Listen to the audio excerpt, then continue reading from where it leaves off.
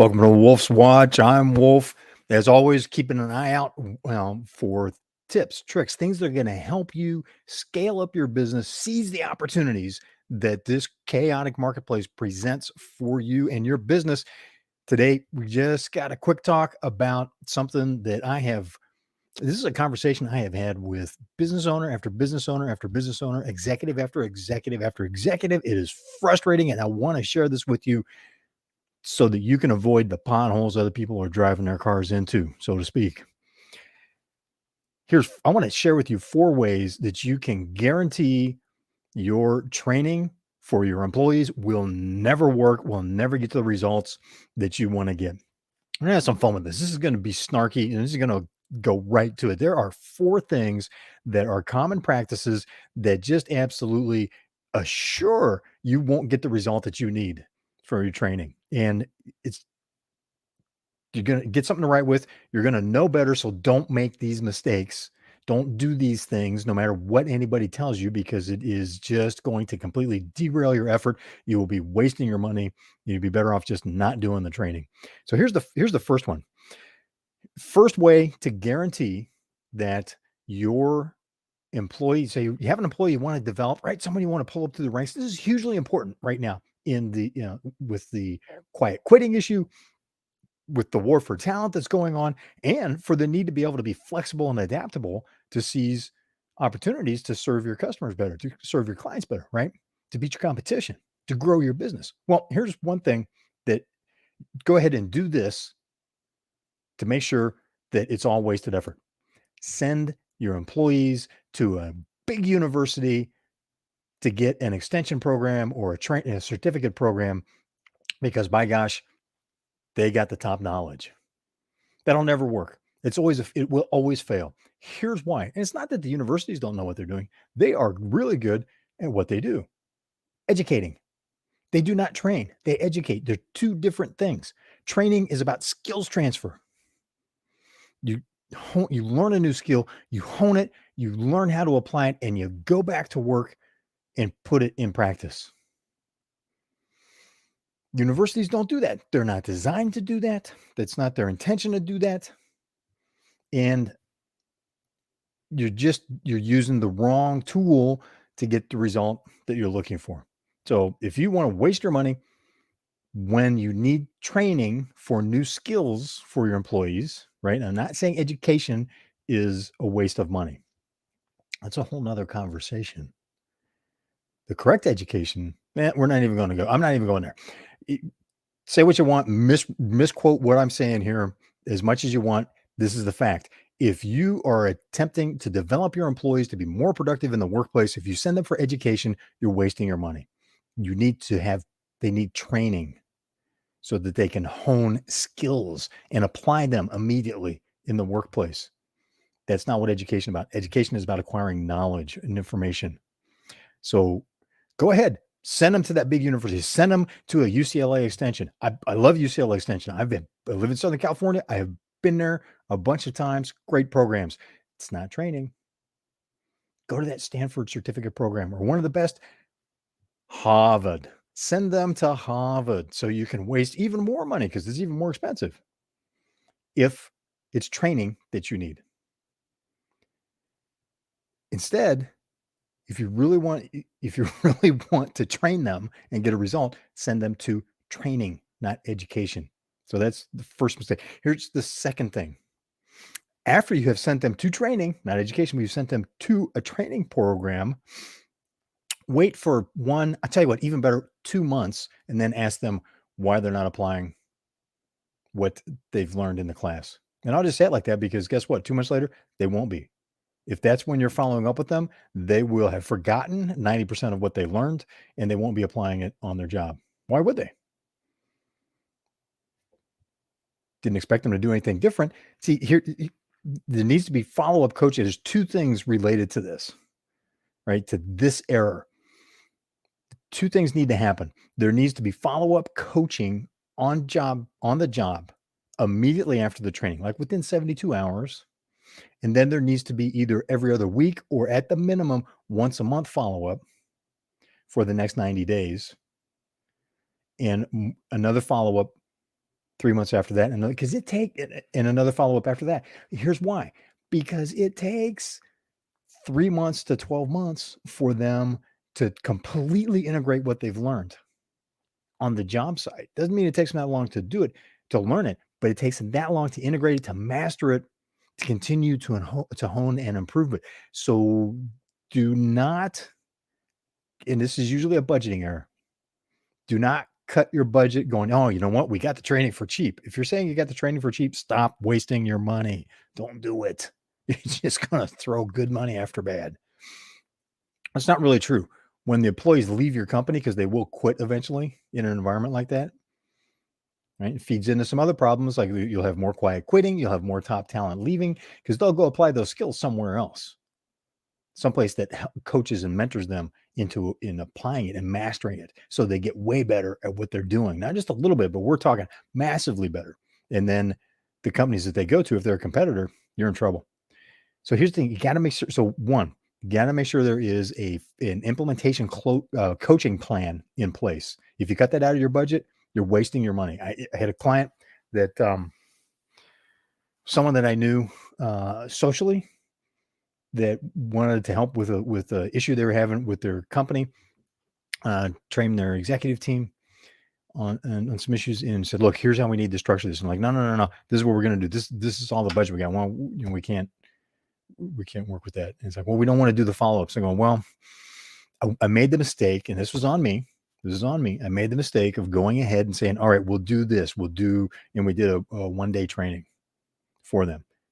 And one of the two errors, and I'll tie this into something else that's coming up. One of the two errors in that was I allowed the client to not do the follow-up training that was built into the contract as an option, as opposed to a requirement. And I told them up front, I go, if you don't do this, this will fail. And they're like, no, we don't need that. This is what we want to do.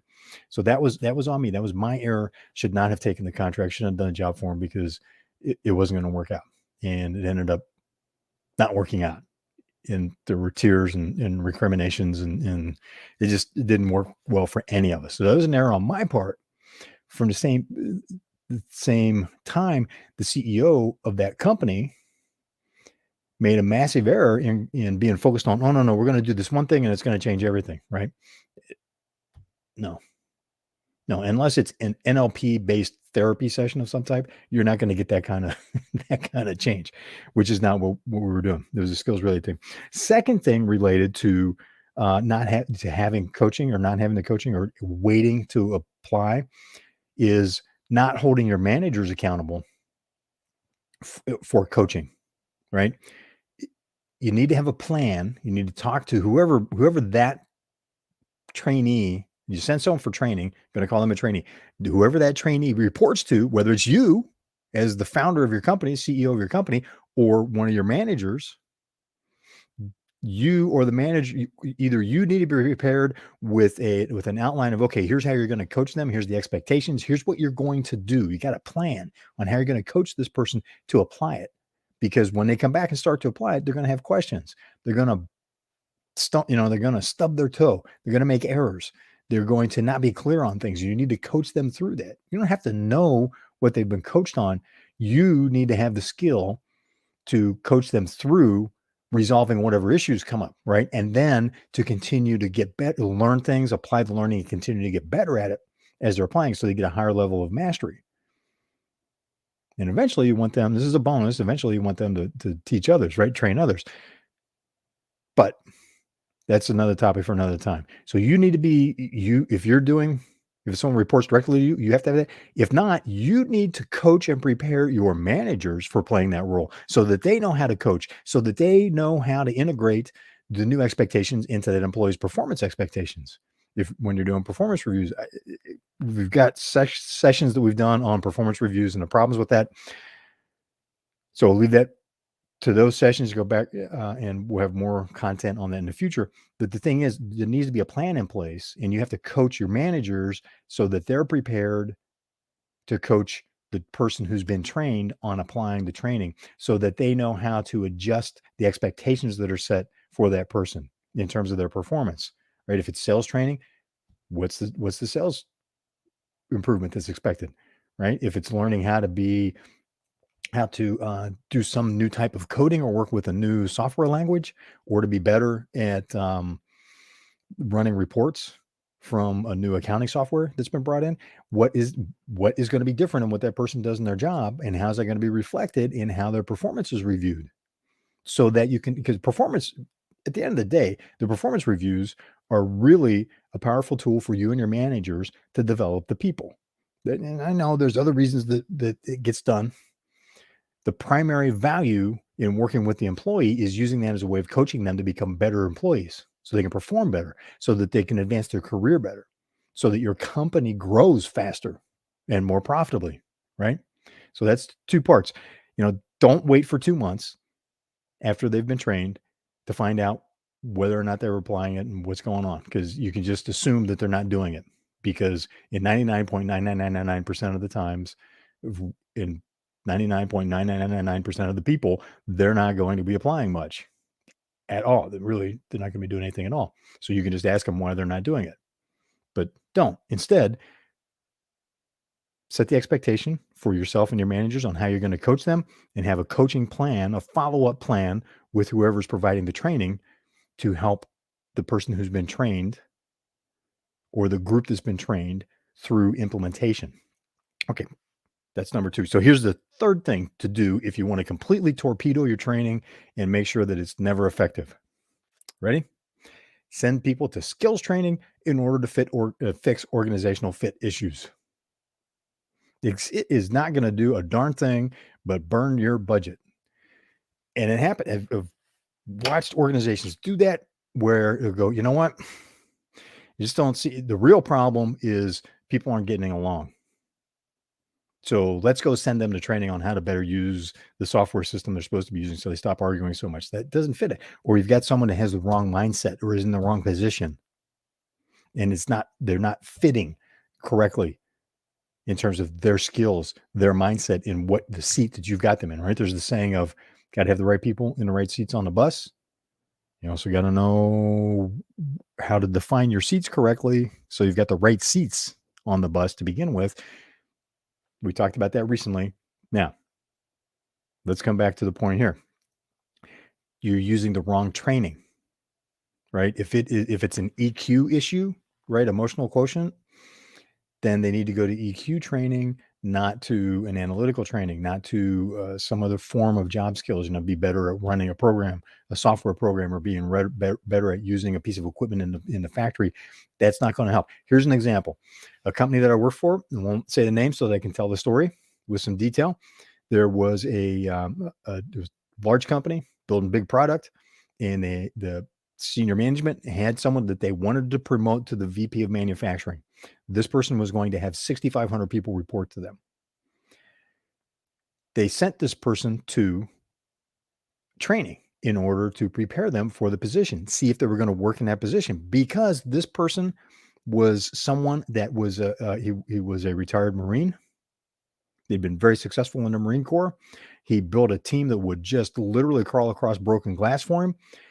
He was a challenge to work for. So there were a lot of people that avoided assignments in his department, even though he was incredibly successful. The people that worked for him, even though it was a challenge, they loved working for him, and he got performance. And they're looking at him going, you know what?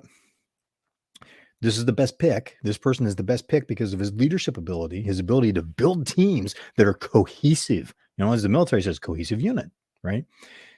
The challenge was his personality was a little strong in order to succeed with such a large group of people, right? Because with 10 people, with 5 people versus 25 people, you need some different skills, as you've possibly experienced, right? As you're growing your business.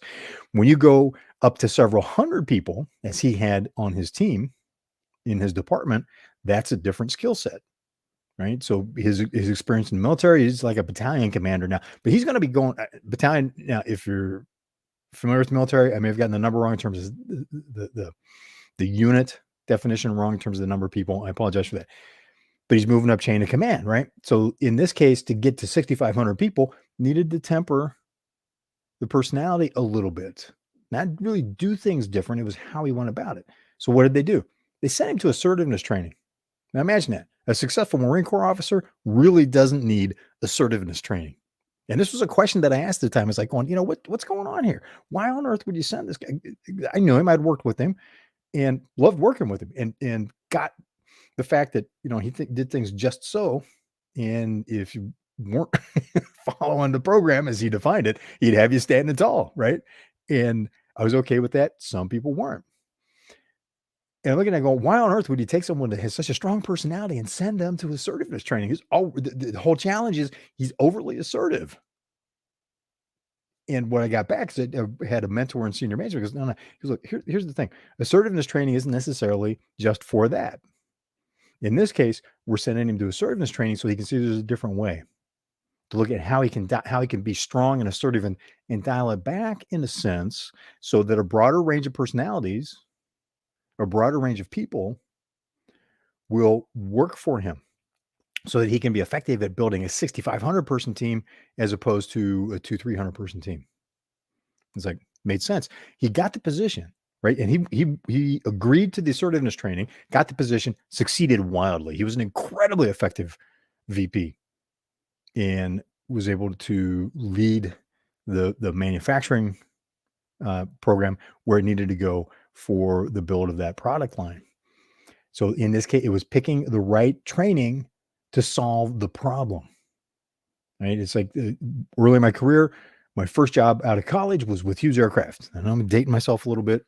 If you're not familiar with Hughes Aircraft, look them up. Legendary, absolutely legendary. Excuse me. Gets me all shook up just thinking about it. Some of the guys that and gals that I got to work with had been with the company long enough that they had actually worked with Mr. Hughes. So heady days, learned a lot. Here was one of the things that they taught us. If technology is not the problem, technology is not the solution. So you need to pick the right training to fix the right problem. And many, many times training is used as a lazy attempt to fix something else or as a way to go, well, overtly, and I'll be honest, I've seen this done intentionally. There's a problem, someone's not a good fit. Instead of addressing that, they're sent to skills training, and it's just setting them up to fail. They come back, they can't apply it. They get moved to progressive discipline, and they're gone. Or it just becomes such a rotten experience for them. Excuse me. That gets me upset too. Tease me off. All right, I'll be honest. It pisses me off when I see stuff like that happen. Don't do that. I'm sure you're not doing that, but it happens.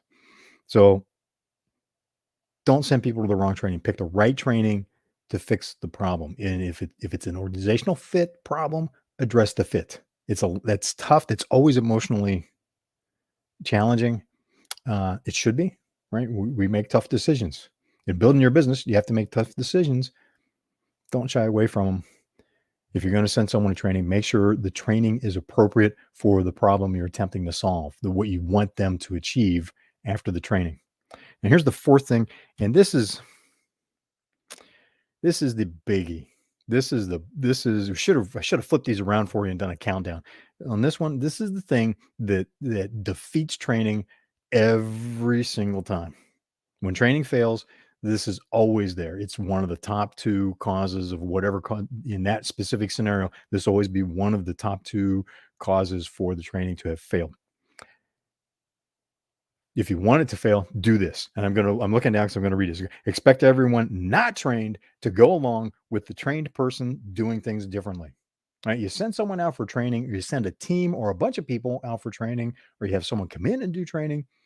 You unleash those people in the workplace. They're going to apply all these great new skills that they learned, and the organization will respond like they are a virus released in somebody's bloodstream, and they will be attacked and eaten alive. They'll be forced out. It'll go nowhere because the organization is going, oh, wait a minute. This is not how we do things here. It's a change. It's a leading change and change management issue. It will fail. The organization will defeat them because your systems, your processes for doing things, your policy and procedure is there to prevent people from doing stuff different. You should have well-defined. Wait a minute. I may be making a big assumption here. You do have clearly defined policy and procedure, well-defined processes that reflect the best practice on how to get something done, right? And you have your best people putting those together so that everybody knows, hey, currently at the time this is written, this is the best way that we know how about to do this. And that policy and procedure also includes a way to determine what's an even better practice and get everything changed, right? Please say yes. Please say yes. Please say yes. If not, we need to talk about that. So let's set that aside. From this point forward, we'll assume you got solid processes. They're well documented. You got policy and procedure at top level that backs that up and reinforces the behaviors that you need in the company and the discipline of running the processes as they're supposed to be, as they're defined. The problem is all of that will conspire to defeat anybody doing something new. You have to make sure that the process changes are guided, they're allowed, that the people that are being affected are brought in, right? So that now becomes a change implementation issue, which, as Ken Blanchard Companies reports, fails 70% of the time. So guess what happens to your training? All you're doing is frustrating your people, and ultimately they'll quit. They become less engaged. The quiet quitting, where they just won't do it, they'll come in and mail it in place. So you're certainly not getting the benefit of your investment in the training. The employee is certainly not getting the benefit of their investment of time and effort in the training in order to become better at what they do to advance their career. That's what's in it for them, right? And your policies and procedures, in some cases, will actively work to defeat them. Like, for example, one of the change initiatives that I was leading at a Fortune 100 company, we were out, won't name any names, but they made commercial aircraft. And we were looking at a process where we could make a relatively simple change, and it would allow us to build. Imagine this, we could build a commercial aircraft a week faster. We could deliver it to the customer a week faster. It took an entire week out of the manufacturing schedule.